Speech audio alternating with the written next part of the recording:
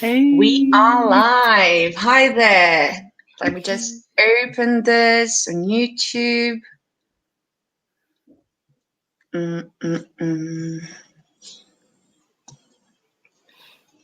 Okay. Hello there. I am Babella. This is my channel, and this is the live show for Bitterblue. It is part of the Graceling Readalong, and yeah. So, if you want to introduce yourselves and tell us what you thought of the book, maybe your rating. Who's gonna go first? Do you want to go first? What did you think of it? Your rating? Me?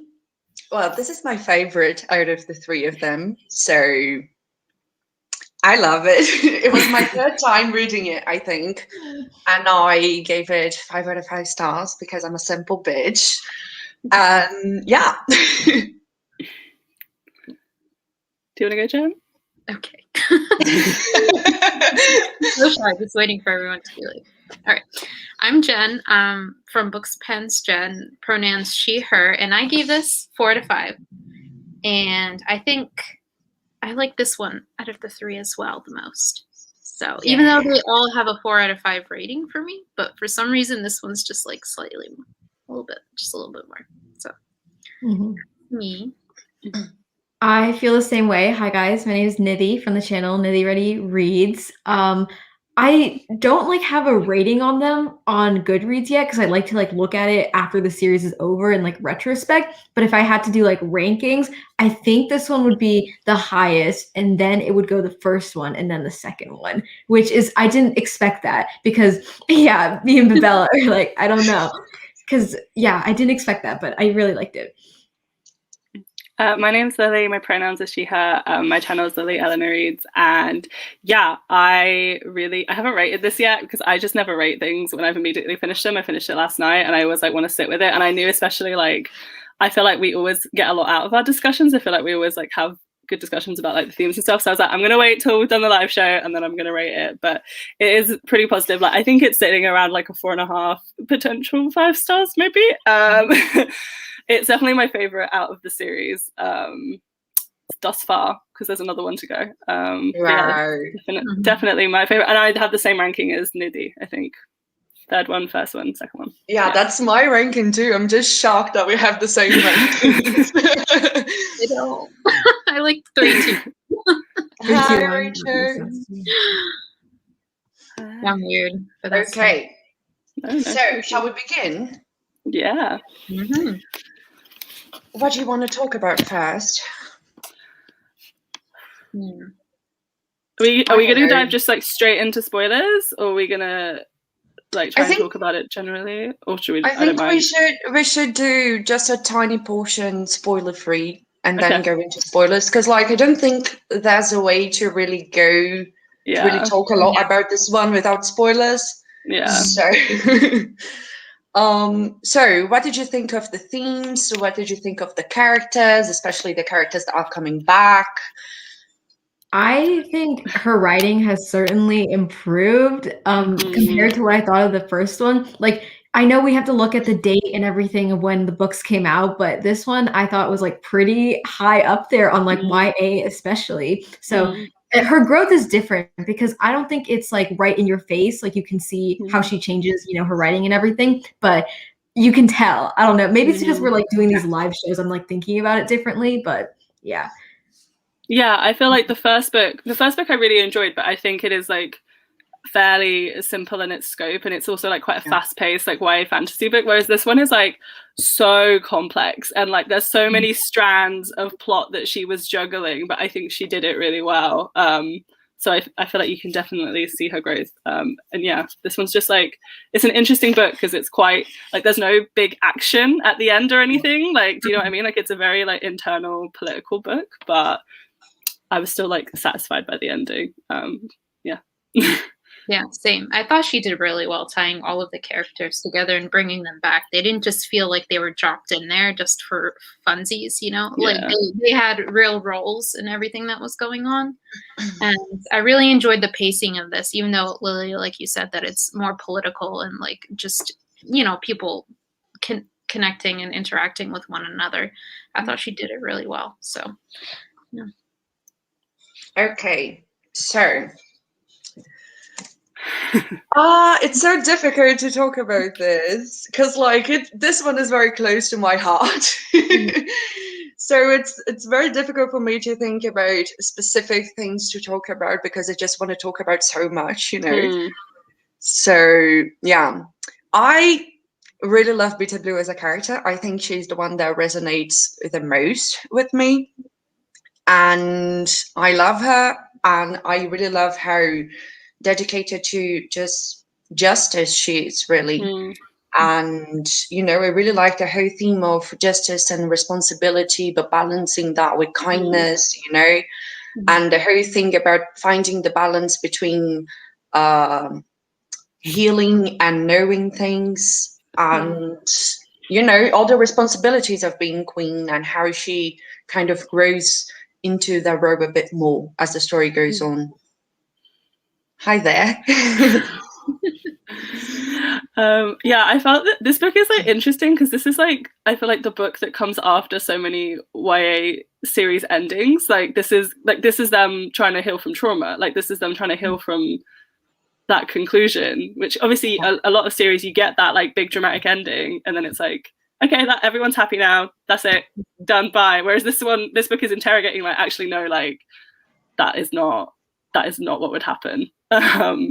And really tackles those questions, which I found, I just find that concept like very interesting. So from the get-go when I was getting into this book, I was like, oh, these themes are very up my street. Yeah, same. Yeah. As the book goes on, she goes deeper and deeper into the trauma too. It was hard to read at times, and I didn't understand at all. Like for a YA book, I was like, this is really dark. I feel like we have that point every single discussion we have. Like for a YA book, this does not mean anything.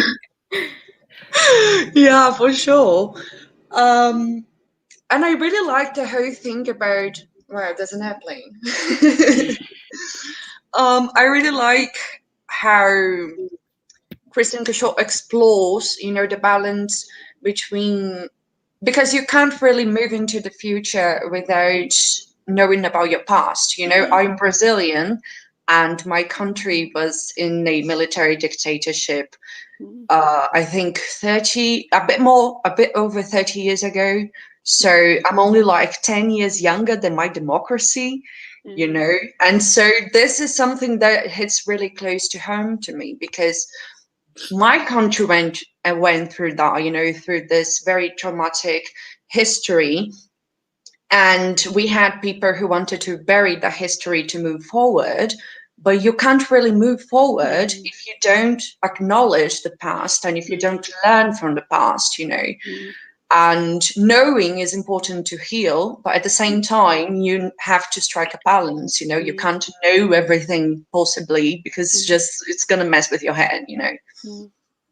Yeah, I think in general, like, I talk about this all the time, but like, because I did a history degree, it's something I think about a lot. And like, I did a lot of like colonial history, and that is something we talk about a lot when we're talking about those times. And we're like, okay, because obviously, like, I don't know in other countries, but in the UK, we don't talk about our history very much. And it's like, and it's just kind of buried and swept under the rug. And obviously, it's like we were the people who did it to other countries, and it's like people have like tried to move forward, but it's like you can't, like, without acknowledging those things and what you did.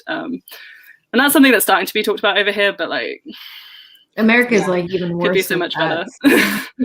I don't know. Like we really, like, the UK really does not talk about it, and a lot of people don't even like to acknowledge that it's a thing. It's really... the worst thing I think is because those things that happened in the past have consequences right now. You know, exactly. And those things that we try to ignore are coming back to bite us in the ass. You know, and it's the same thing here. You know, they try to bury it, they try to not have to deal with it, and it just eventually came back to bite them in the ass. You know, there's no running from it. You have to deal with it eventually. Yeah, exactly. Yeah. Exactly. White people like not talking about shit they did, for sure. Yeah, 100%. Yeah. Hi, Vinny. Hi, Vinny. Yeah, so I just found that like obviously they talked about, was it like in the book it was called like forward thinkingness, which is just like trying to sweep it under the rug and everything versus going back. But I really like how she made it complex and talked about how like actually when you do go back and look up like history for the people who went through that, that's traumatic to have to relive that, and you have to find a way to acknowledge it without making people relive their trauma.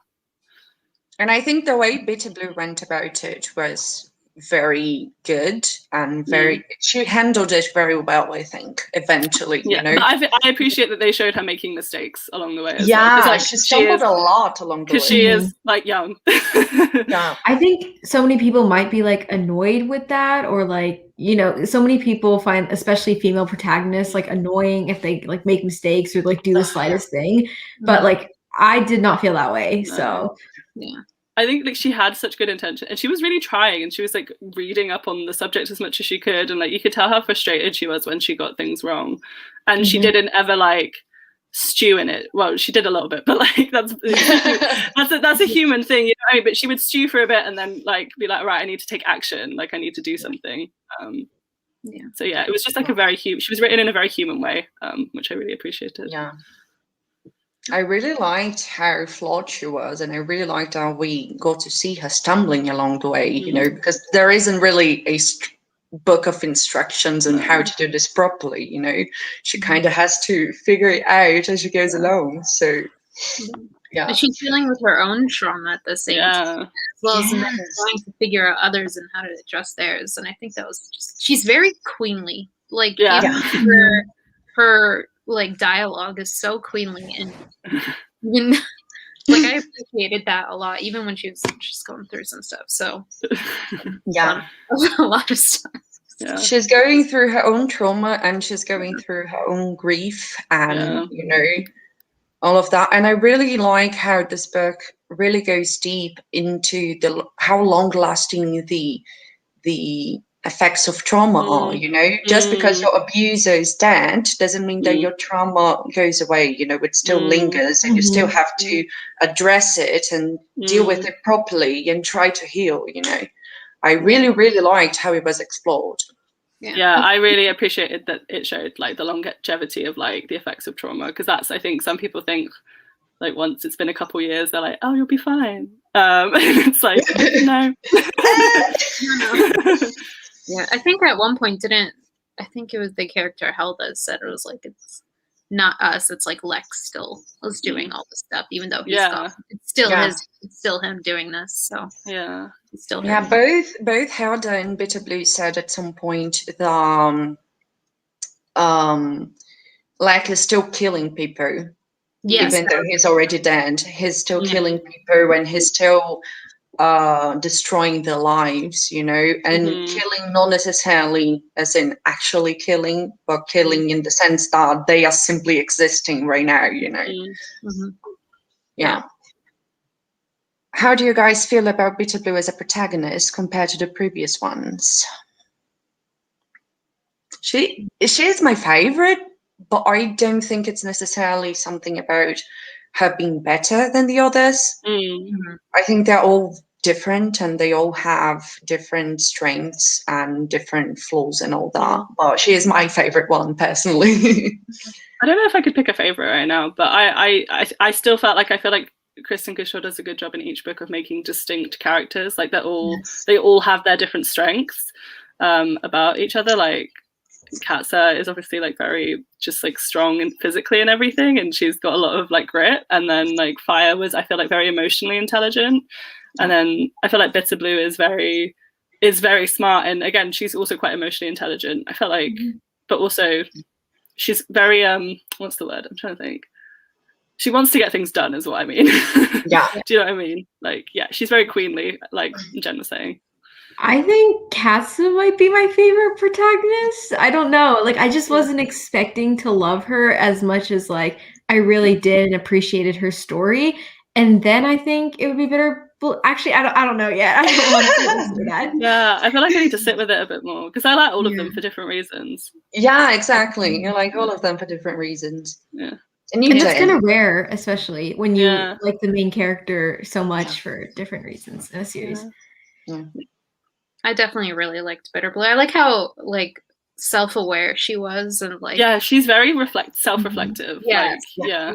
That's one of the things I really liked about her, and her emotions and sympathy and empathy and all that. So for the other characters, and her openness too, like she always went to someone when she wanted to talk things out, and was, you know, open with her emotions. So, and I really liked too how she was open to learn, you know, yeah. and open to acknowledging the things that, you know, her privileges and her responsibilities and her mistakes, you know, and properly dealing with them. Yeah, I really liked the bits of the book where she, like, I think she says to Poe at one point, she's like, "I'm really rich, aren't I?" And I was like, "Yeah." Gideon is really rich. Yeah. I'm really rich. Yeah. Super rich. Yeah. There's he's no like, word for what you are. Yeah, he's like, "You're on another level." And then she was like, "I don't know anyone's names who works in this castle." And then she made an active point to like go and spend time in the parts of the castle like where they are and like get to know them. Like she doesn't just think, "Oh, I should do that." She actually puts it into action. I love all three for such different reasons. It's impossible for me to pick. I understand that. It's like asking me to pick a favorite child. For real. Okay, so do we want to say something else without spoilers? Do we go into spoilers? I feel like this book's really hard to talk about without spoilers. Yeah. Okay, so I think we're gonna go into spoilers now. Spoiler alert, I guess. Okay, Gideon. I was like, what a character growth kind of thing. This is growth. I was just like when I saw him on the page again, I was like, who is this man? I was like, in these 8 years, who is he? What's happened to him? He's suddenly mature.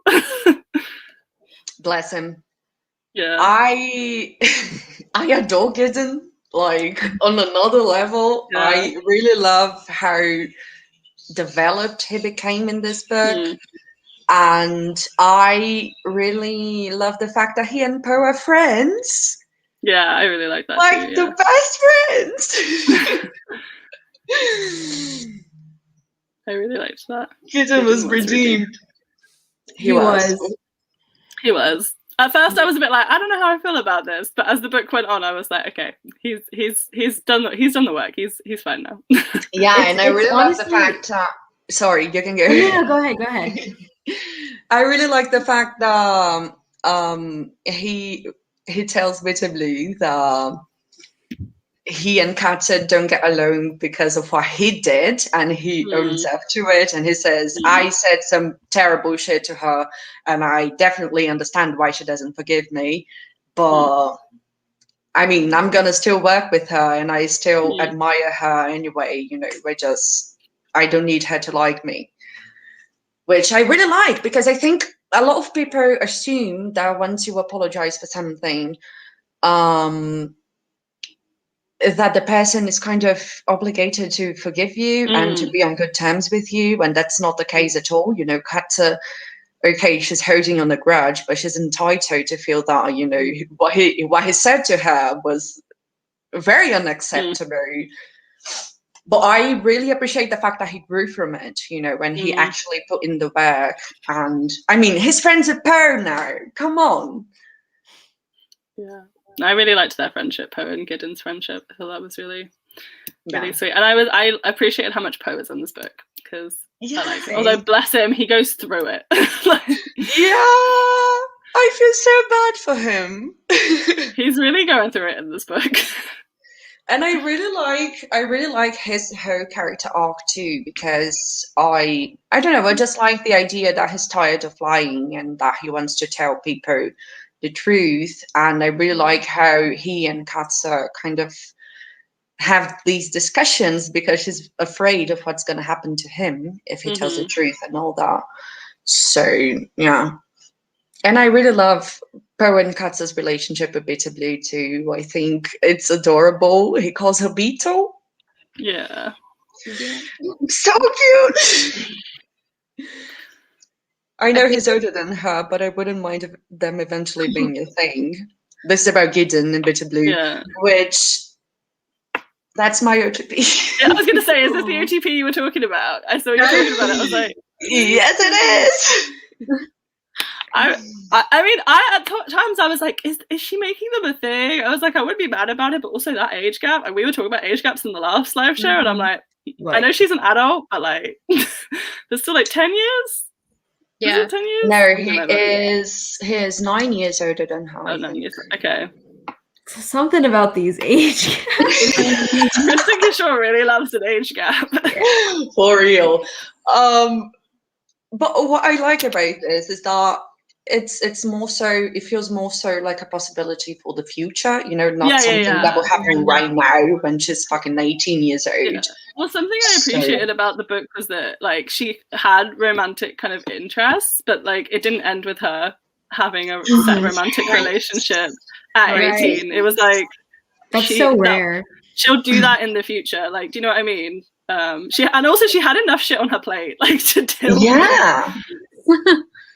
Yeah, I think Rachel commented who didn't go through it in this book, which is like, agreed. Yeah. No, but it's so special how unique all these characters' relationships are, especially in the different books, like the main like relationship or whatever. That I just thought that was wonderfully written.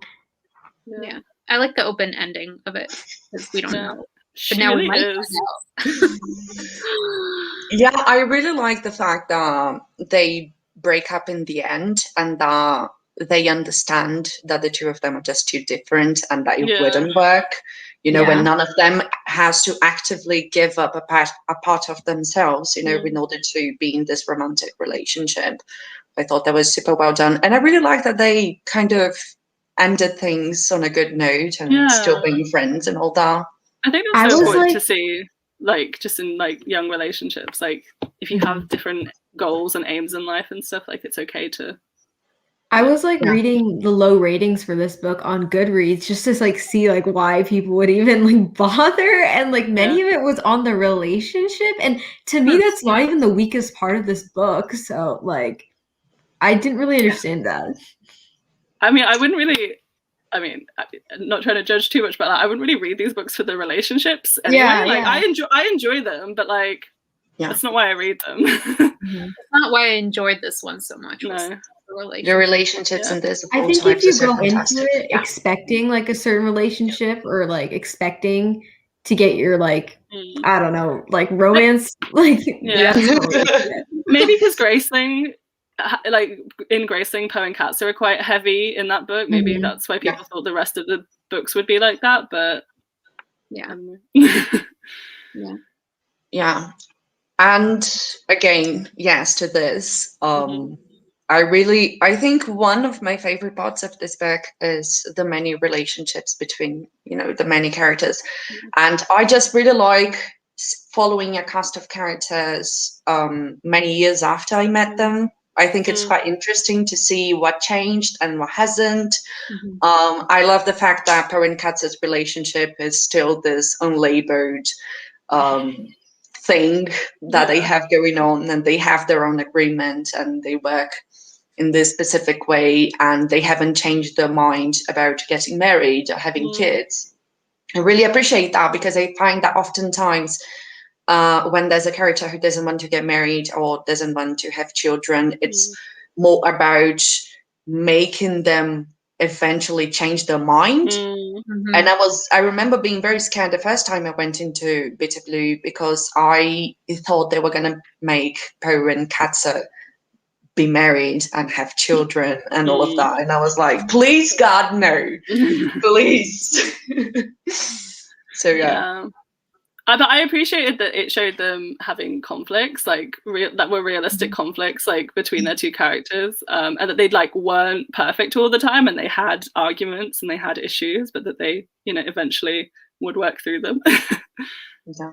They're very intense. I'd forgotten how intense they both were, and then when they said, because I feel like Bitterblue is a bit more like laid back and a bit more chill, and then like I was like, I forgot how intense Katza and Poe both are. And I love the fact that Bitterblue and Gideon remark on it time and time again. They're always like, "Oh, they started."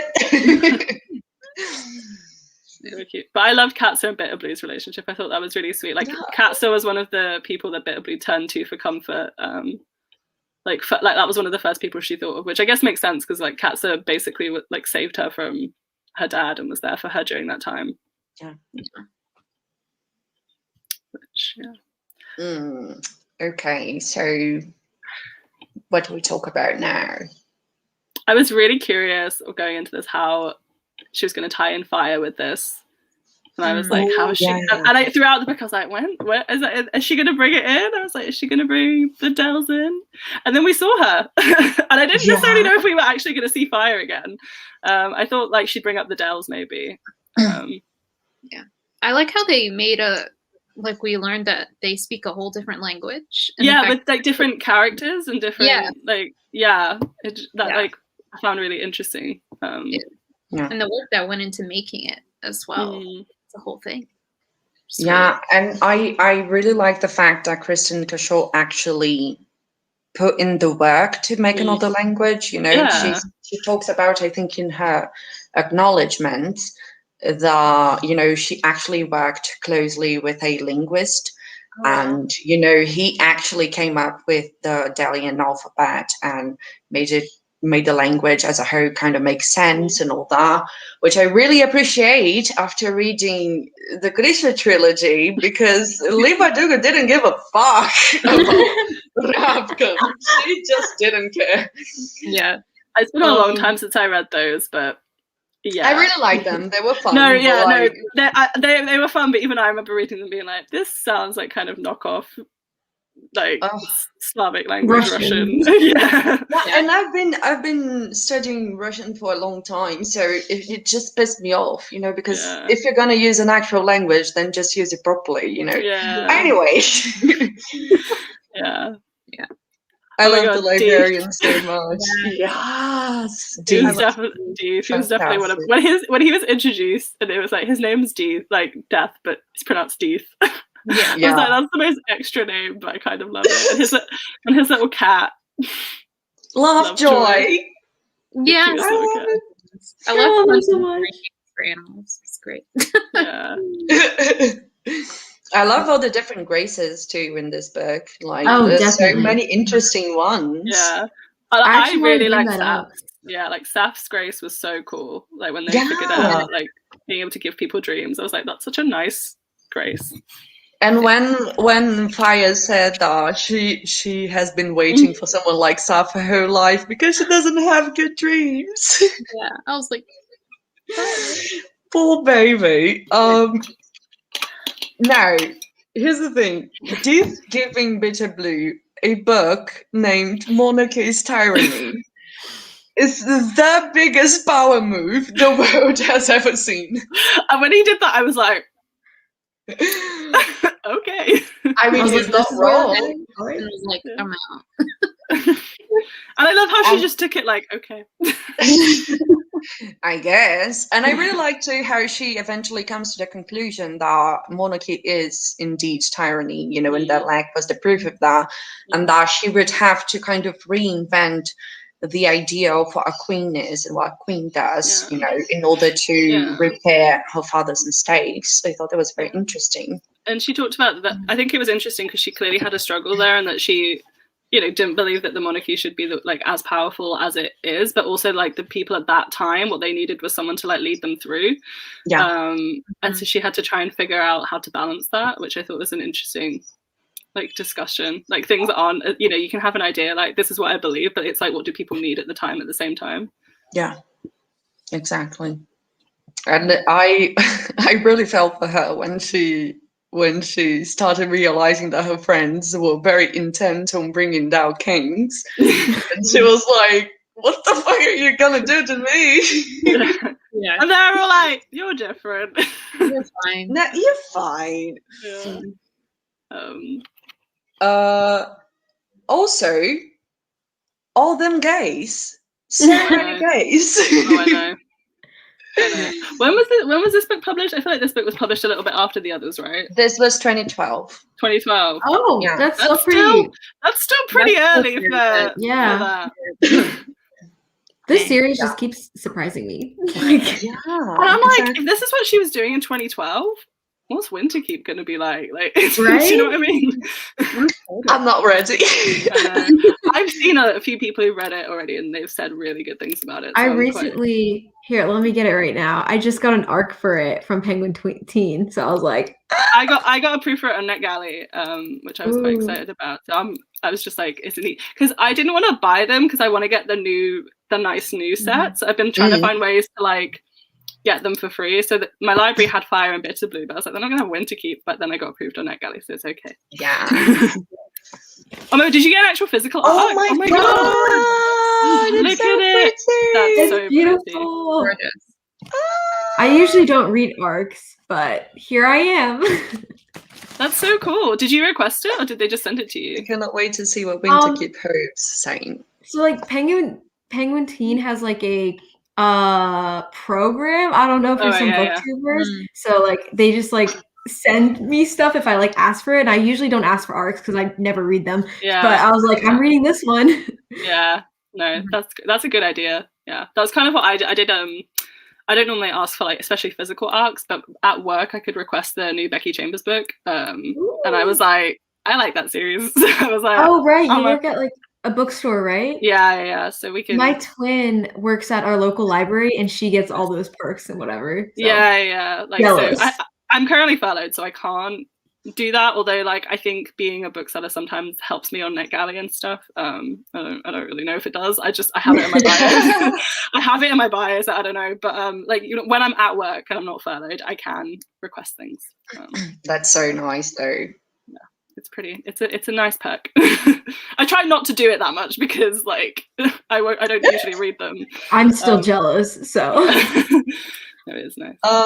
So I going back to the topic of queerness, isn't it? I really liked, because remember how I told you back in the Graceling live show that the reason we didn't see that Raffin and Bun were a thing was because Katza was not perceptive. Bitterblue took one look at them and said, and it's like, they're a thing. Oh wow, they're really gay. But like, when I was reading Graceling, I was reading it and I was like, I think they're gay. I think Katz is just not seeing it. Like, right? Yeah. It really looked at them once. She's like, And I love the fact that she is just I don't know if sexual is the right word, but she is very like she always remarks on how attractive other people are, and she always talks about like, do they have sex? Are they taking someone to bed? Yeah. And she just really thinks about those things a lot, which I think is quite realistic, you know. Yeah. I was gonna say, like, people those thoughts usually aren't in books as much, but like I appreciated it because it's like you said, realistic. So yeah. For some. That's so oblivious. Very true though, but still, I still like it. That's a blender. She's got a lot going on. So much. Yeah, she really does. She really does. So, and I also, this is random, but I liked how it was Katza who like went through the tunnels and found them, and because like she is one of the only people who could have survived down there for that long. And found her way through and everything. I felt like that. I was like, how are they gonna like get, because I was like at one point I was like, well, I think they're gonna go to the Dells. I was like, how are they gonna find the Dells? So I felt like that was I had the same. Actually, like the conflict of that, like when Bitterblue was asking her to go and she really didn't want to go. Yeah, he like hated to ask that of her, but she's like, well, we kind of have to do this. So I really like that struggle there. So I really like how Bitterblue went about this type of thing too, you know, how she needed to do things that she didn't necessarily want to, but she needed to do them regardless because of her responsibility as a queen. You know, like this specific situation, and also situations where she actually had to talk to people about the things that they went through and all that. So I really like that, because even though she is a very kind person, she's not stupid. You know, she is willing to call people out. She is willing to hold them accountable.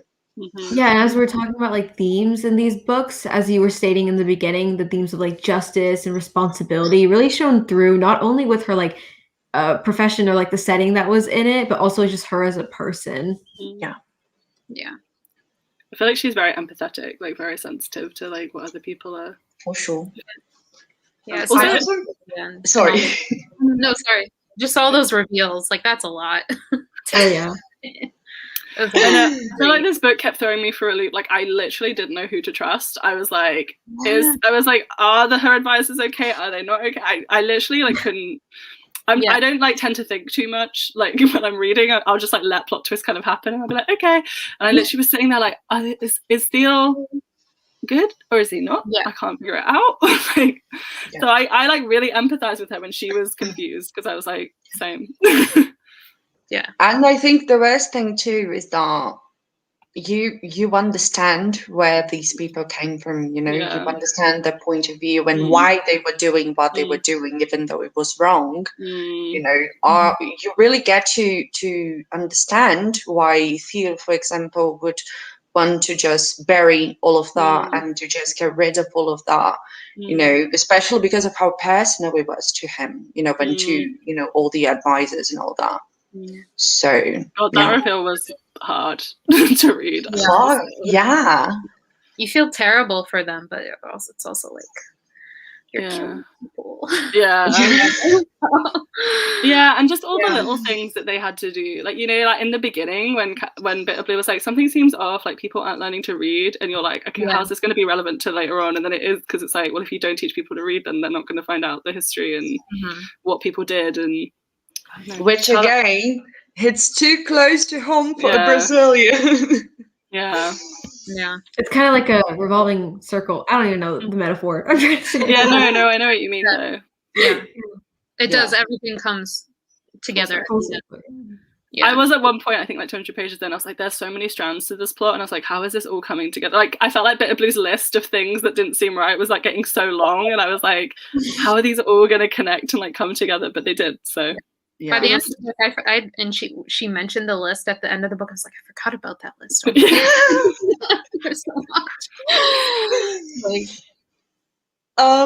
Another thing that I wanted to talk to you about is how I really like the parallels between Bitterblue and Fire, and how Fire says that she basically went there to comfort Bitterblue because she related to the experience of having a father like that, and he just won my heart. And I thought it was so nice. And I like how, I don't know, I found it not funny, I guess, but like when Fire turns up and everyone's like, Bitterblue, you need to be nice to her, and Bitterblue's like, no, and Fire's like, yeah, you go, like, don't be nice to me, like, I don't know. It's me either. I don't know. I don't know, it just like, she clearly had so much empathy for Bitterblue.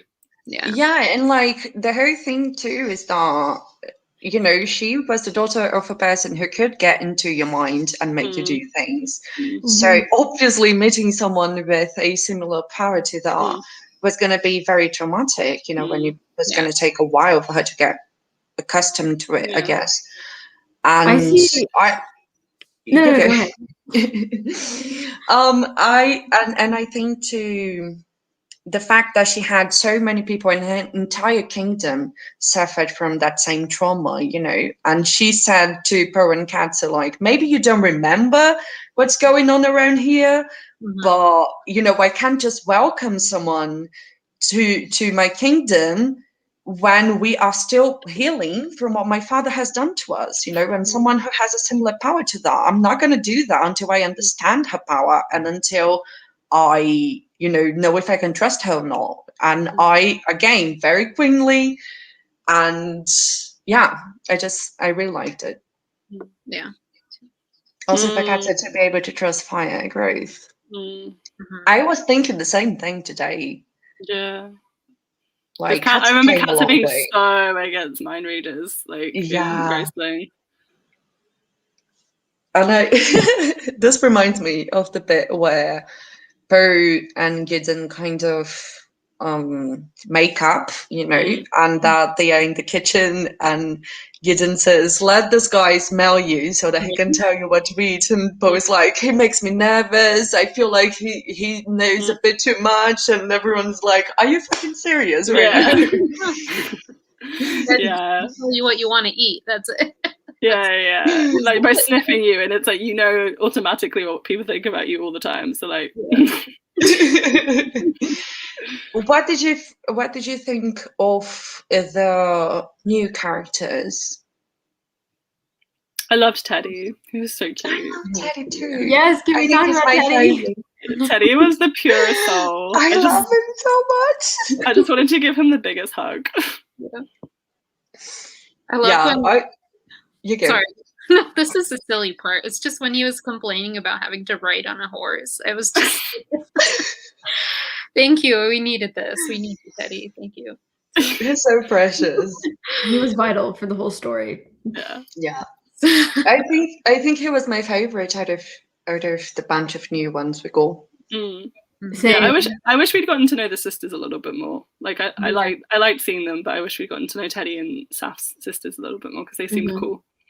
And Perry just out of nowhere drops the piece of information that they were trying to get Teddy to give them a baby. And I was like, are you not going to go deeper into that? I know. I was like, that is a whole thing. Yeah. Oh my god. Yeah, I really like them, and I just really love the whole arc / theme of them wanting to teach people to read and to kind of retrieve Monsi's traditions too, which I think is another thing that really kind of hit close to me. The whole thing of like getting rid of all the traditions of Monsi and the history of Monsi and all that, and trying to implement these new traditions and things and all that against people's will. Yeah, it was just very colonizer to me, you know. He came back and he just, okay, I'm gonna change this whole thing. I read a really interesting review of this book. My friend Elle did, when she talked about this book in terms of like how a lot of it is like an allegory, like a lot of it you can see as an allegory for like colonization and stuff, and like recovering after colonization and stuff. Which I don't know. Well, like, I read that before I went into this, and I was like, "Oh my god!" And then I went into it, and I was like, "No, I see what she means." Like, there is a lot of like parallels that you can see, especially I thought with the funeral ceremonies and stuff. Yeah, exactly.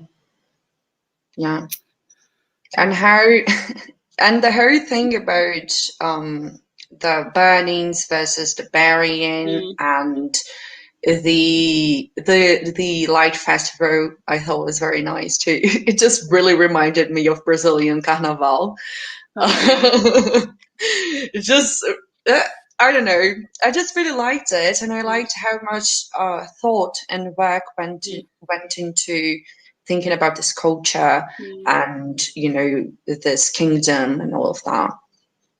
Yeah, I feel like KRISTIN Cashore put so much like work into this book. Like when you think about like her creating like the Delian language, and then thinking of all the little details that really bring the world to life. Like this world feels so real, like with all the like little details of the culture and the city and everything like that.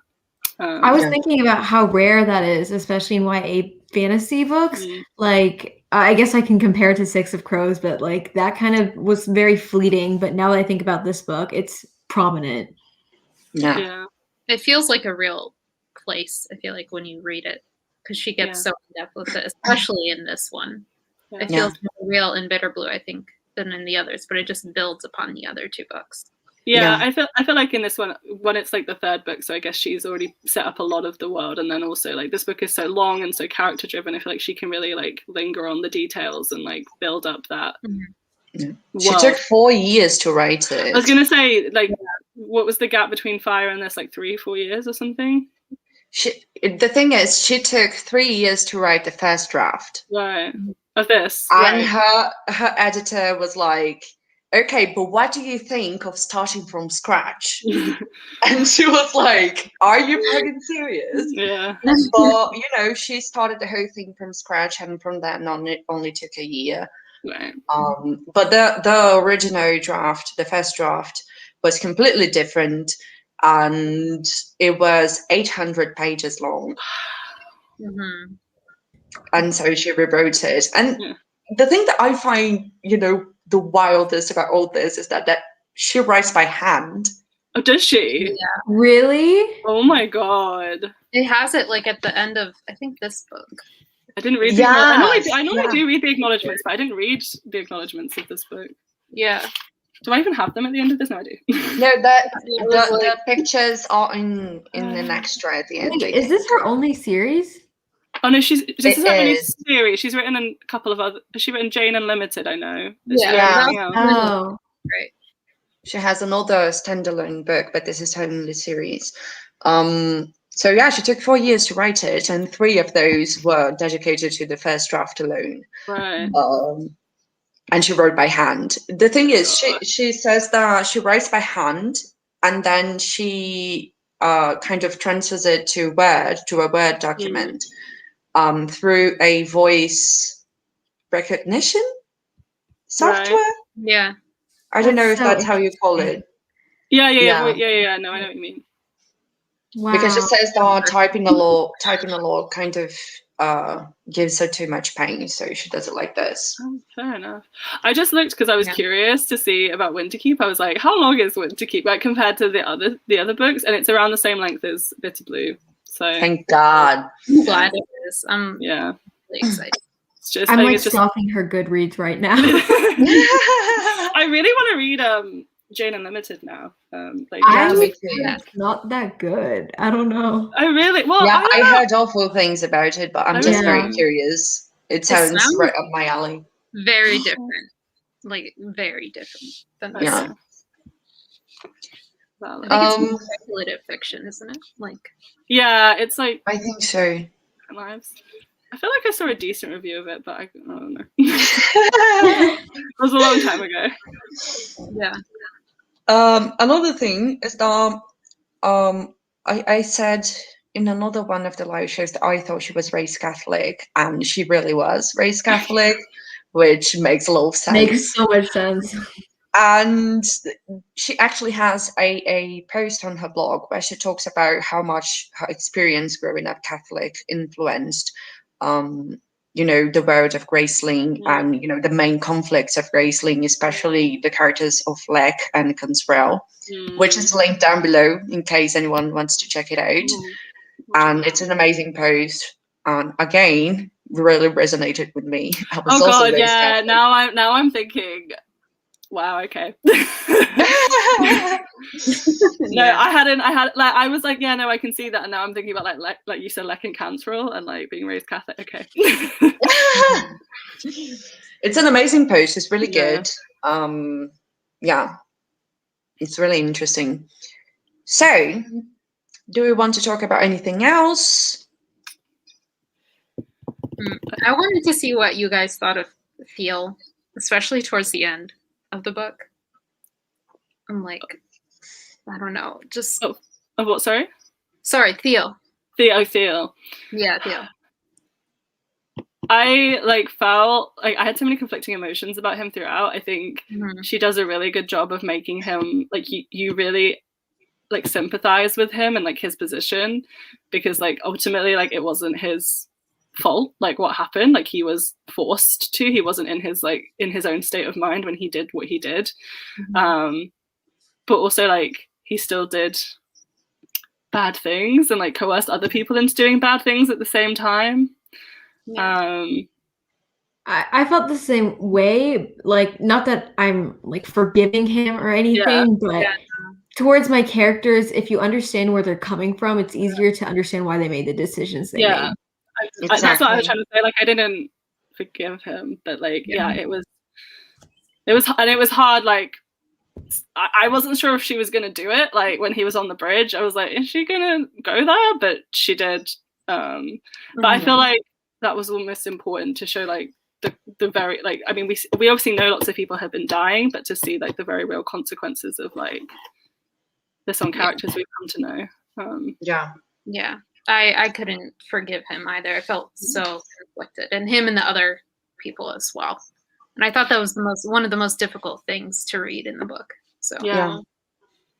And I really like the fact that she understood him and she sympathized with him, and you know, she really got where he was coming from, but at the same time she didn't just act like he did nothing wrong, because what he did after Leg, even though we understand him, was wrong, and there's not really any arguing that.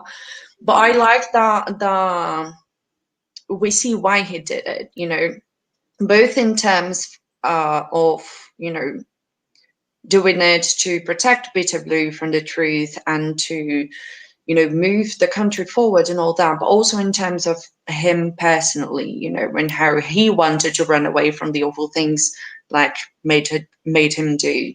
So I thought he was a very interesting character, and I really liked that even though all the things that he did were wrong, he's not just an evil guy. You know, he genuinely cares for Bitterblue, and he genuinely, he really cares for her, and he wants to protect her.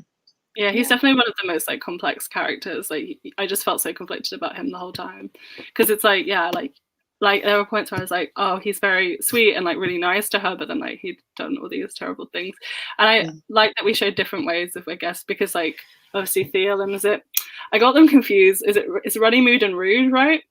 Mhm. There's two different ones. Runnymood's the one who died in the cave, so after he went away, and then Rude and Darby were the two who stayed. Seeing how she dealt with Rude and Darby, who obviously like who was still around, and like the way she dealt with them again was very queenly. She was like, listen, like, you're gonna be put on trial, and like I will stand up and talk for you, but I'm not deciding what happens to you, and I'm not gonna pardon you. I'll appoint judges who will decide your fate, kind of thing. Which I think is very mature. And I feel like very no, you go. No, you go. I was just gonna say her confrontation with mental health throughout all of it, especially. Oh my god, when she said she was going to put together a Ministry of Mental Health, I was like, yeah, me too. I was like, in 2012. Yes. 2012. No, that makes it like, oh, you just reminded me. Yeah, right? In 2012, like when we were talking about that. The years just don't match up with the content. And like she really goes in depth about the whole mental health thing, you know, it's not something that's just brushed over. She goes very in depth with it. Yeah, that's another reason why. Wow, I'm gonna have to bump this up. Another thing that I wanted to ask you about, Hava and her mother. Oh my god, I wanted to talk about Hava. Like, I call her Hava. I don't know, Hava. I would say Hava, I think. I think it's Hava, but I don't know for sure. I mean, I think you can call her whatever. They say it as Hava. So Hava. Yeah. Oh, okay. Hava, okay. I don't know. So let's talk about Hava. What did you think of her? What did you think of the story? I was really, I didn't see her being Lex's child coming. I don't know why. That threw me for a bit of a loop, and I was a bit like, okay. I remember the first time I read it, I thought that she and Bitterblue were going to be a thing. Okay, like, thank romantically. you. That's what I because you had said like, oh, about my OCP. I don't know if anyone else ships it. So I got it in my head that this was about Hava and Bitterblue, and I was like, oh, okay, I can kind of see it, because there's the bit where she says like, I think Hava reveals her true face, and Bitterblue's like, no, you're really pretty, and I was like, oh. And then it was like, oh no, we're siblings. I was like, okay, well that's not happening. No. Yeah. But yeah, no, yeah. I also thought this. I'm glad I wasn't the only one. I'm glad you thought the same the first time. But again, she was really. I really appreciated. Because because I feel like Bitterblue definitely is still grieving for her mum, but the way it manifests between Haver and Bitterblue is very different. Like Bitterblue, probably because she's had to, is a lot more composed about it, whereas I feel like Haver is far more open in her expression of it. And I really appreciated that. Just as like a portrayal of like young people grieving and stuff, because like that's something I relate to. So I appreciated the different representations of that a lot. Speaking about different representations, the representation of grief in this book and then fire. Yeah. Oof. Yes. My God. Yeah. I'm really happy that Bitterblue has someone now, you know. Yeah. She has a sister. At the end when she like said she whispered like I have a sister or something, and I was like, oh. Yes. Literally cried. Yeah. Yeah. The parallel of both their moms like trying to protect them and like keep them from hidden. Just Yeah. Also, I definitely was like I was definitely sus of Fox fairly about 200 pages in, because I got about 150 pages and I was like, we're just mentioning this character Fox for no reason. Like she's just doing like I don't see why she's being mentioned so much. Particularly out in the rain casually, like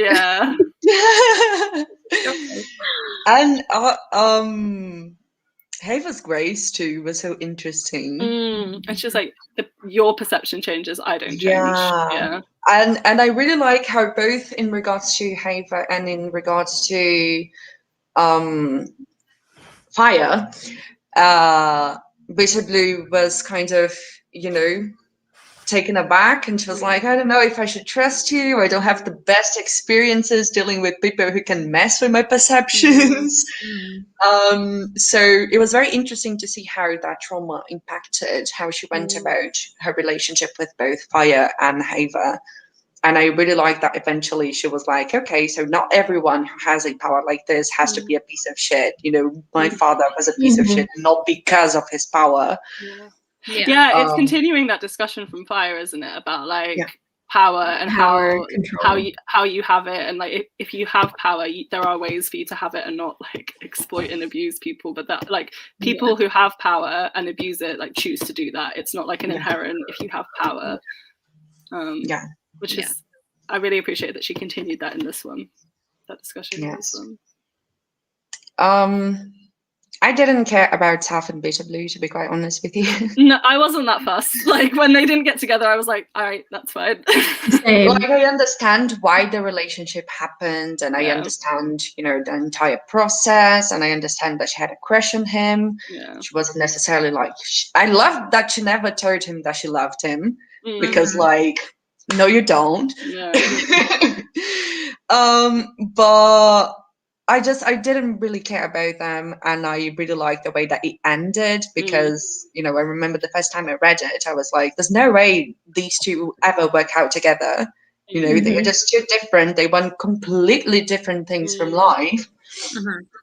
And like, how is she gonna make this work?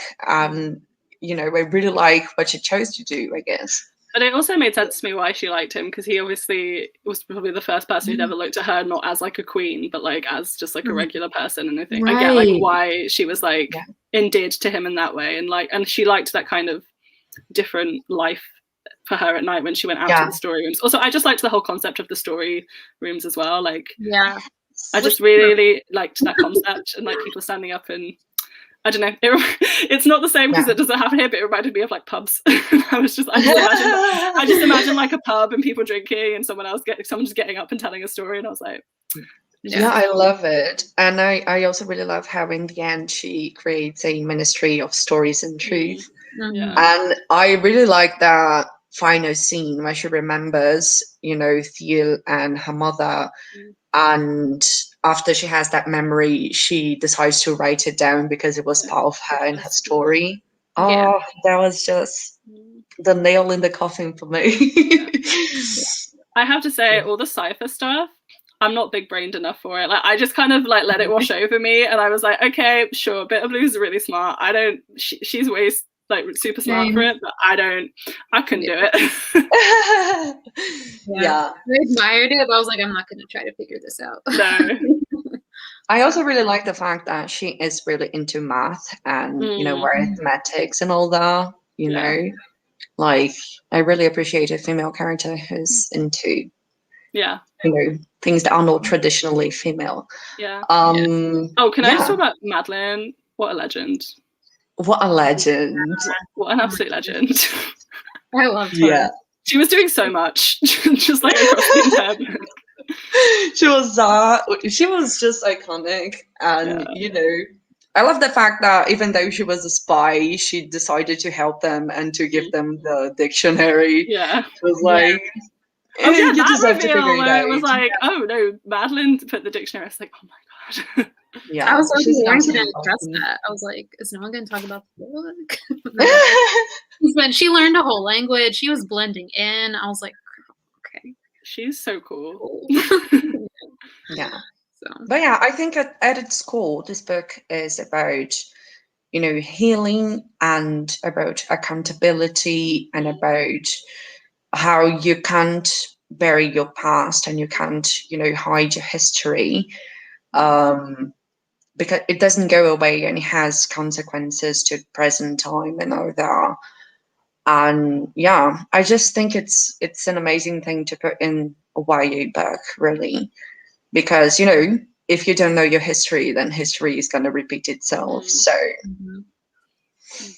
definitely, that really resonated with me. And like, I don't know, I just think the series has done.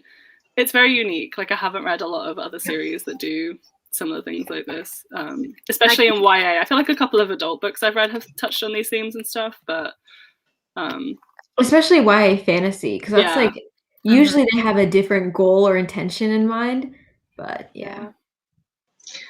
okay, so I think we're gonna wrap this up now.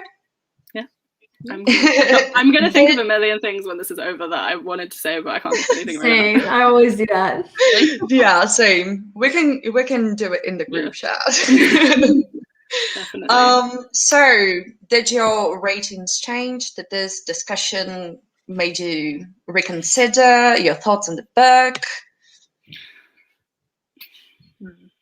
I just reminded that this was 2012, so that's probably gonna bump it up for me. So yeah, I really was like, I can't decide if this is a 5 stars, but I think it maybe might be. Honestly, talking about the characters, I remember how much I didn't really enjoy some of them, so Fire might be higher than this one. I don't know. No, fair. That's fair. I know a lot of people who like Fire's their favorite book by far. Yeah. But yeah, I think most people I've seen like Fire the best. Yeah. Yeah. So okay, so I think that's it. Thank you so much to everyone watching. Thank you so much for being a part of this and interacting with us and watching it. So and yeah, thanks for coming to the live show. You guys want to plug anything? Join us for the next live show. Yeah. March 7th. Yeah, it's gonna be on Jen's channel, and we have all the information in the description down below, as well as the blog post by KRISTIN. We have the Read Along Twitter. We have everyone's channels, of course, and yeah. So thank you so much for joining, and let's hope that Gideon and Bitterblue becomes canon in Winterkeep. Probably. Bye.